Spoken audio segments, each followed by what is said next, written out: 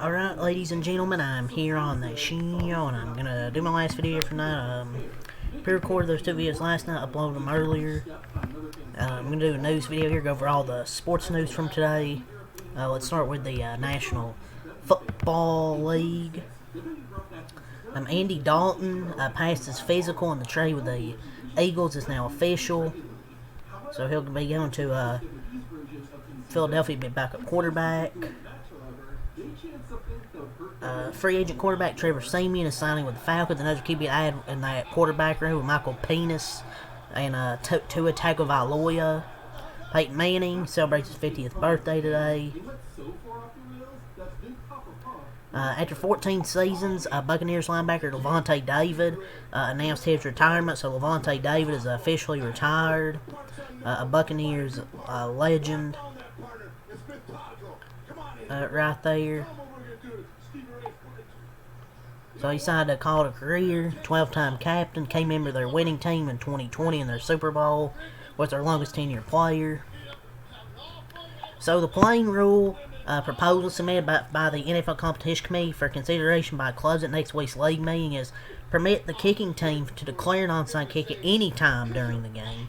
2. Eliminate the kicking team's incentive to intentionally kick the ball to bounds when kicking from the 50-yard line. 3. Modify the kickoff alignment requirements for the receiving team in the setup zone. 4. Allow league personnel to consult with on-field officials when considering disqualifying for both flagrant football acts and non-football acts without being called on the field. 5. For 1 year only, allow the NFL officiating department to correct clear and obvious misses by on-field officials that impact the game in the event of a work stoppage involving the game officials represented by the NFL Referees Association.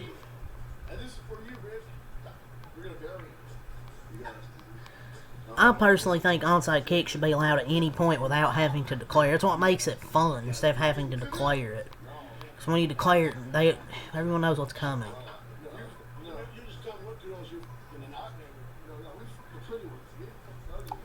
But yeah, that's something right there. Joe Flacco, the free agent quarterback, agreed to a 1-year deal with the Cincinnati Bengals. $6 million deal with max value, $9 million in incentives. The NFL basically will consider a rules proposal in case of a referee work stoppage. We'll see how it goes, man. But that's all from Adam Schefter. See anything from JPA Football. So we actually do have a few things here. So there's been renewed interest in free agent wide receiver Odell Beckham after his showing at Tom Brady's Fanatics flag football game, and he intends to play in 2026. Flag football doesn't mean crap, though. But if he wants to come back, fine.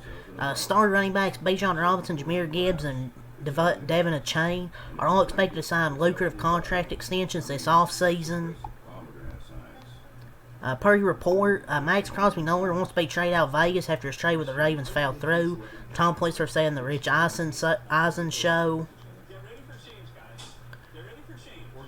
Yeah, it's because they probably aren't getting offers after the failed physical. The Falcons, they signed free agent running back Brian Robinson, and he'll join Bijan Robinson. The Purdy report, the Buccaneers plan to prioritize an extension for Baker Mayfield this offseason. So probably some possible extensions for more players.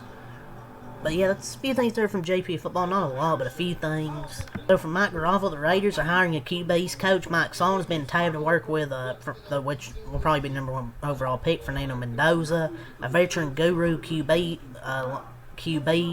Veteran QB guru lands with Vegas. The Eagles, they signed Elijah Moore to a 1-year deal. They're also bringing back Fred Johnson on a 1-year deal. That might be it. Honestly, I think that's really it for the news, so let's move on. So now let's go to the NBA news. So Cam Thomas, the Bucks are waiving him just weeks after signing him. Darius Acuff lands a shoe deal. He lands a signature shoe with Reebok. So he lands a shoe deal right there.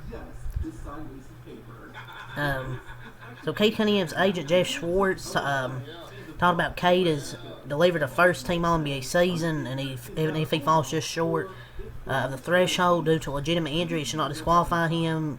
So he's basically going to be short of the 65 games. I mean, I think it's a good rule just so players play more. I felt people are not going to like it just because their favorite players aren't going to get the awards or whatever, but honestly with the awards it is what it is. But hopefully Cade Cunningham gets better and we'll be able to return soon.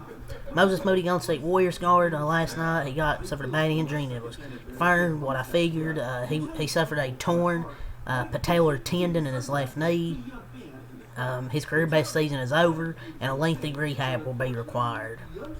He was just starting to figure it out this year, man, and 40% three-point shooter, and just a freak injury that could literally happen to anyone. But yeah, that's some NBA news. Cam Thomas got released just weeks after getting with Milwaukee. Moses Moody got hurt. Cade Cunningham's probably going to be short of the 65 games. Darius Acuff signed that shoe deal. So OKC's new arena will be named Continental Coliseum, set open in the 28-29 season, become the only Coliseum in the NBA, this per Brandon Rabar. But yeah, that's all the NBA news here, so let's move on.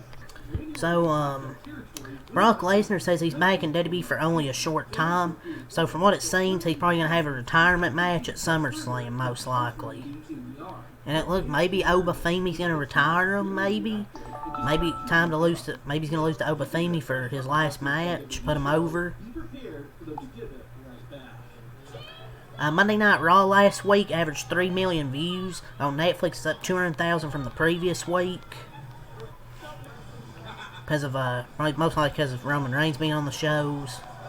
Sure, last night we'll get a good rating. Sid Vicious has been announced as the newest inductee into the 2026 Hall of Fame. The Irresistible Forces versus Charlotte Flair and Alexa Bliss versus the Bellas versus Bayley and Lyra is reportedly set to be the Women's Tag Team Championship match at WrestleMania 42. I guess it's a match to get everyone on the card. I mean, hopefully it's good. It's just hard for me to kind of care about the tag team titles, but hopefully it's a good match. AJ Lee and Becky Lynch was made official for WrestleMania for the Women's Intercontinental Championship. But, sorry from WrestleOps, see if Cultaholic has anything. The Usos will defend their tag team championships against Logan Paul and Austin Theory in a street fight next week. Wardlow was reportedly backstage at AEW Revolution last weekend. But yeah, that's really it for wrestling, so let's move on here. Let's go into NASCAR news. So the Cindric and Hocevar cars from the Cup race at Darlington were the ones taken back to the R&D. They both passed tech. So a regular current Pepsi NASCAR track relationship continues as Pepsi is re-upped with Martinsville Speedway. I'd love to see new Pepsi paint scheme. The Martinsville tire is the same as last October. Cup teams have 9 sets of tires for the race, including the set of qualifying scuffs. O'Reilly teams get 4 sets for the race, including the qualifying tires that are on the car for the start of the race. So Carb Day concert, I know that's Indy. For Martinsville schedule, I'll go over it again. Friday, 12:30 modified practice, 3:25 mod qual, 4:30 in the CW up O'Reilly P&Q, 7:30 flow. The modified race, it's going to be in the 70s, but 60% chance of rain. Saturday, 12:30 on Prime, cut P&Q, 2:30 CW pre-race, 3:30 in the CW O'Reilly race. It's going to be in the 50s with a 10% chance of rain. And Sunday, 2 on FS1 NASCAR race day, 3:30 on FS1 the Cup race, 60s with a 5% chance of rain. But yeah, that's all NASCAR, not too much here. So let's move on to see if we have any baseball. I don't know if there's going to be anything. Actually, I think there is one thing I want to get to. Center fielder Pete Crow Armstrong, they finalized a contract extension coming off a 30-30 season, a Gold Glove, gets a big payday, and then the official contract coming out today. They're in agreement on a 6-year, $115 million contract. The deal starts in 2027. Does not include a club option, allowing him to hit free agency for his age 31 season. So, nice deal for Pete Crow right there. The Marlins agreed to terms with free agent outfielder Austin Slater. The Yankees traded Zach Short to the Nationals. The Angels agreed to terms with free agent left-hander Joey Lucchesi. Kevin McGonagall made the Tigers opening day roster. The Brewers are acquiring Jake Woodford from the Rays. I think it might be it. Yeah, that's it here. So that's all the news from today that I can find here. So short, easy day of videos because the rest of the week's gonna be pretty busy with NBA, Sweet 16 with March Madness. Obviously, O'Reilly and Cup races this weekend, and obviously SmackDown Friday. So just taking it a little easy today because the rest of the week's gonna be busy. So yeah, that's all I have to say here. Leave a like, subscribe for more. Peace, and have a good night.